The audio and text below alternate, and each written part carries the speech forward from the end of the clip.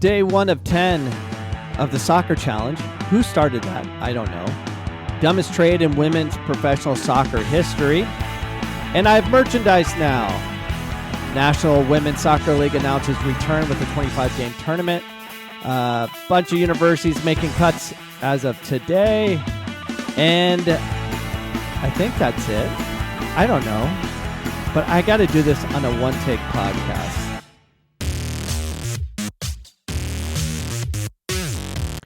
And first up, we have this day 1 of 10 soccer challenges. So I was nominated by Sasha Hunter. And I don't know who starts these things, and then everyone gets all excited about it. I don't like them, and I'm going to have a hard time even sharing them. So you see the thing on Facebook that says, I was nominated by so-and-so. Every day I will select an image from a day in the life of soccer that had an impact on me or been a memorable moment and post it without a single explanation. Then nominate someone to take the challenge. That's 10 days, 10 photos, 10 nominations, and 0 explanation. Today I nominate.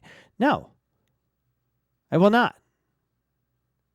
I will not do that, Sasha Hunter. But on my podcast, I will show you a picture of this. This is my own thing. And I will explain it. So this is me with my daughter Dakota on my shoulder as I'm taking her out to her first professional soccer game to watch Daddy play. And actually took her through the fire and stuff they had at the Madhouse in McDowell. But yeah, there's a day 1. And I don't know if I'll do day 2. And I will explain it. I'm not going to follow these stupid guidelines and rules. Yeah, I'm not going to do that. So the dumbest trade in history, in women's professional soccer history, it's a very easy one. That would be Jessica McDonald. Jessica McDonald was traded by the Portland Thorns to the Houston Dash, and it was one of the worst trades in history. She was the leading goal scorer for the Portland Thorns, broke the single-season scoring record, and they traded her in the offseason. Why? Everyone knows Jessica is the best teammate, doesn't care about goals.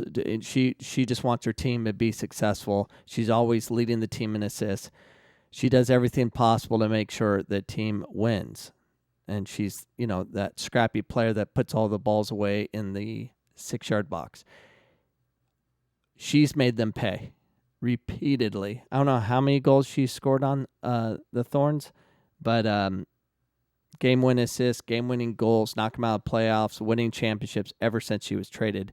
It's probably the best thing that happened to Jessica McDonald by getting out of that situation where it was very problematic, and the Thorns really screwed that one up.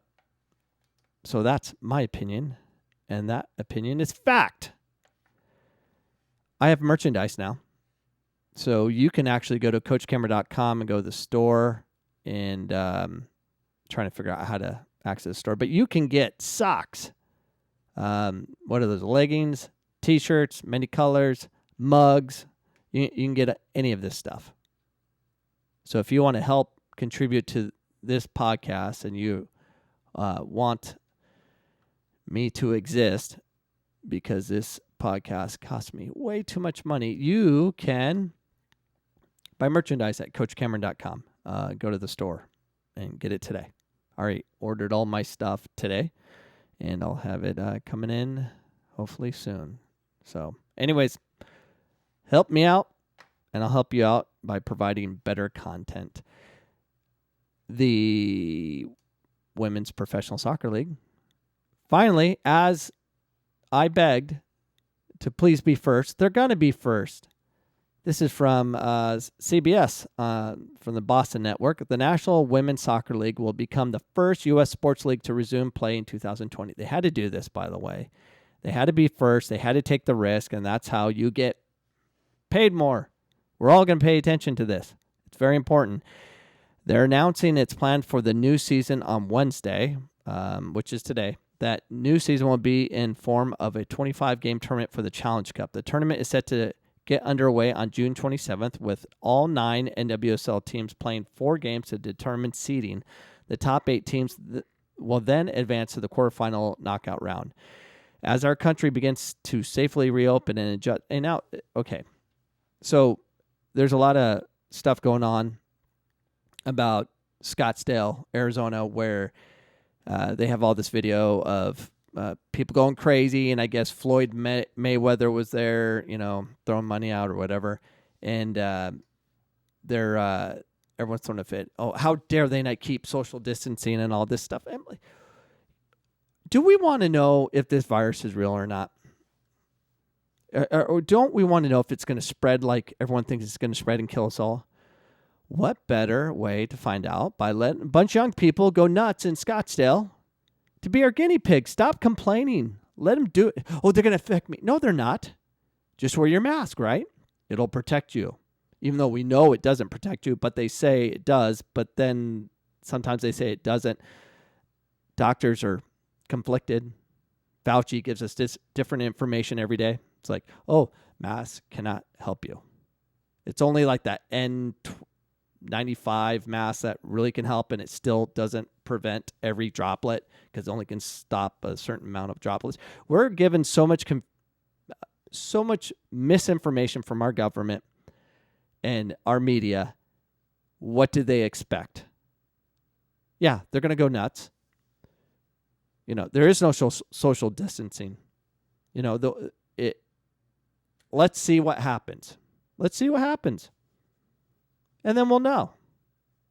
And then someone will post something on Facebook and it'll go viral, and then we won't know again. Anyways, I don't even know how I got on that subject, but the NWSL commissioner Lisa Baird said in a statement recording Wednesday announcement, this is an exciting month-long tournament. We'll showcase our league's talented players and provide our fans the type of world-class entertainment they've come to expect from the NWSL.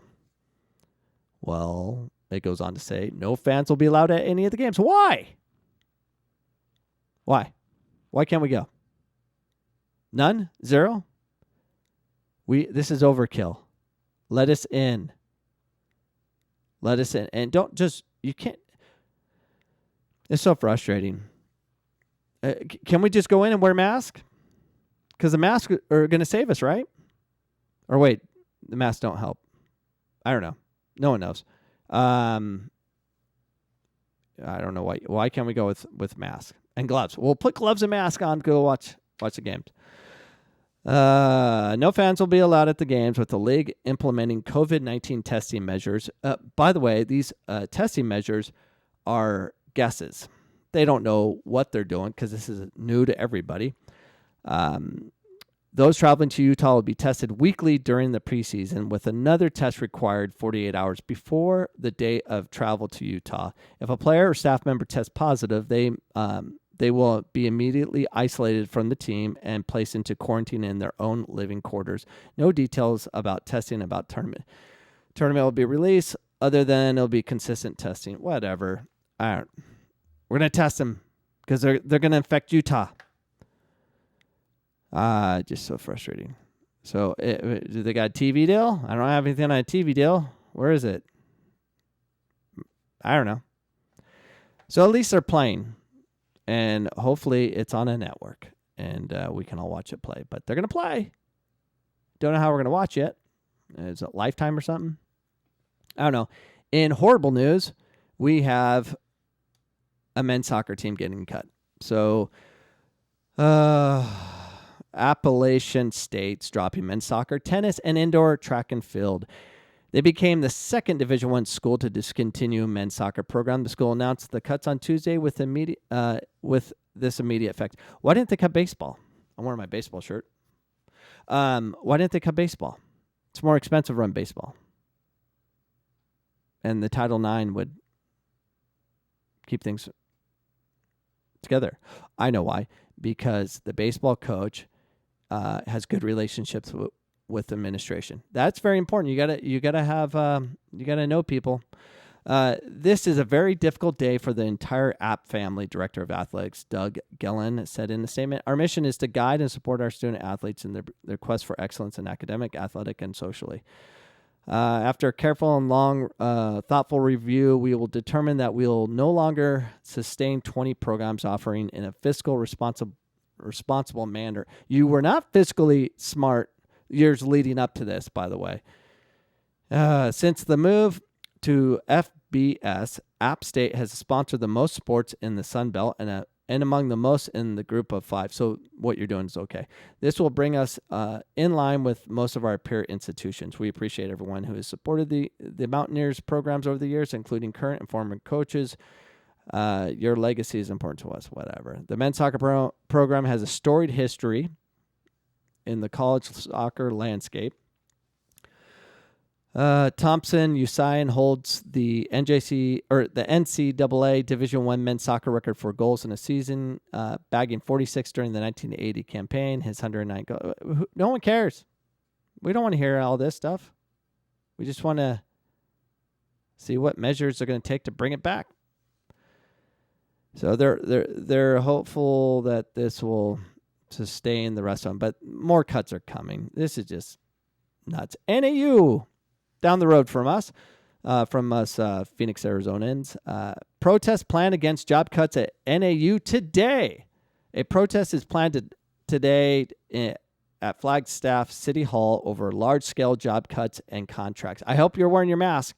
Non-renewals and NAU related to ongoing budget shortfalls and dropping enrollment worsened by the coronavirus pandemic impact on the economy. Hundreds of non-tenured faculty and lecture positions were reportedly eliminated last week. Some were longtime university employees. NAU President Rita Chang has said university-wide pay cuts and furloughs are planned between 5 to 10%.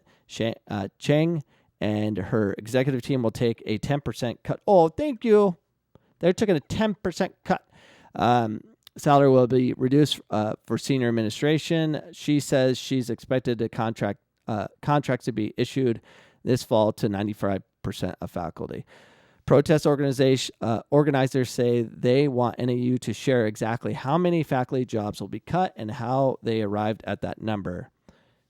Well, that's going to be fun. They also are asking for no semester-only contracts, among other things. The protest is today from 2 to 3 at Flagstaff City Hall. Should I go? I can still make it. The protests are being asked to wear face masks and observe social distancing guidelines advised by the Centers for Disease Control and Prevention. Like, they're not giving us bad information all the time. Like, oh, let's take the elderly out of the hospitals and send them back home and keep them in the elderly care units so they all can die. I mean, we literally committed mass death. I mean, we exterminated so many elderly, the ones that built our country. And what did we do? We locked them up so they could die with COVID-19. We are so stupid. And we're letting them get away with it. We're letting our governors get away with that. You know, everyone's trying to blame Trump. We talking about blame the governors. We elected them to be able to think and make good decisions. And they knew way in advance that who was at risk, the elderly. And we knew where it spread in the elderly care units. And we just let them die. It's disgusting. Anyways, the University Union of NAU has also collected more than 1,100 signatures to a petition called One Thing at a Time, Stop Layoffs at NAU. What are you gonna do? What do you want to do? You guys keep raising tuition and kept spending your money. What do you think was going to happen? It's going to happen throughout the whole country. Universities are going to get gutted like a fish. Gutted like a fish. Because you guys kept raising the prices, spending the money, and you overextended yourselves. Everybody did it. Except junior colleges. And they do it a little differently, but everyone's going to get hammered. Everybody. And it's horrible. Not happy about that. Breaking YSU. Youngstown State University announces $2 million in initial budget cuts, $2 million in operational budget cuts, and the elimination of 22 coaching and administrative positions. In addition, the university has two of its employee unions have agreed to a plan that call for furloughs, resulting in a 10% pay cut and a lack of work layoff of 69 workers, a savings at least $2.8 million, the university said in the news release. Both actions are in response to financial challenges resulting from the coronavirus pandemic. The agreement with the 251-member Association for Classified Employees and the 163-member Association of Professional Administrators Staffs call for all employees in the two unions to take 26 furlough days, and 45 ACE employees and 24 APAs employees to be laid off for lack of work areas in universities, and a voluntary reduction force employees to be laid off between June 1st to July 31st. So everyone's getting creative with all these things. It's not good, and it's not good that we lost another university. It's actually pretty sad. But that's all I have for you for today. Excited about women's soccer coming back.